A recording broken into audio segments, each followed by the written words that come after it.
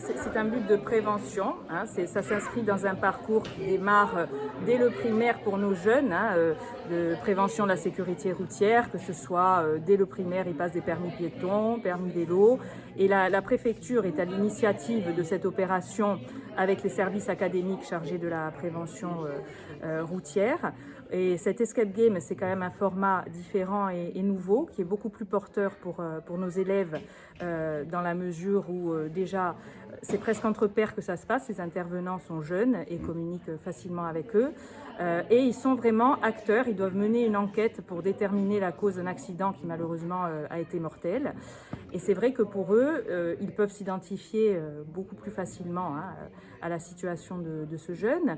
Parfois, ils ont tendance à idéaliser, parce que ce sont des jeunes qui ont 14-15 ans en troisième, hein, des situations de sortie, de boîte de nuit, en espérant rapidement y accéder. Et c'est vrai que d'avoir aussi l'envers du décor et tous les dangers que cela représente, c'est vraiment une très belle action de prévention à cet âge-là. D'autant que beaucoup de nos collégiens de troisième sont déjà des conducteurs, que ce soit des scooters, des voitures sans permis, ils sont déjà conducteurs, donc c'est important que ça arrive à ce moment-là et à cet âge-là, à ce moment de leur scolarité. D'autant qu'en troisième, ils vont également passer l'attestation de sécurité routière de niveau 2. Ils ont déjà eu celle de niveau 1 en cinquième, et qui est absolument nécessaire pour passer le permis de conduire plus tard, et qui se passe au collège, donc la SSR 2.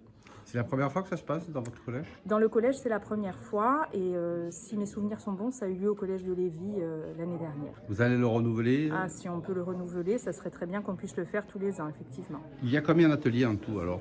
Alors, il y a un atelier où les élèves de 3e vont tous passer 1 heure pour mener l'enquête, donc sur les différents lieux, hein, que vous avez vus, qui constituent les différentes scènes qui permettent de mener l'enquête.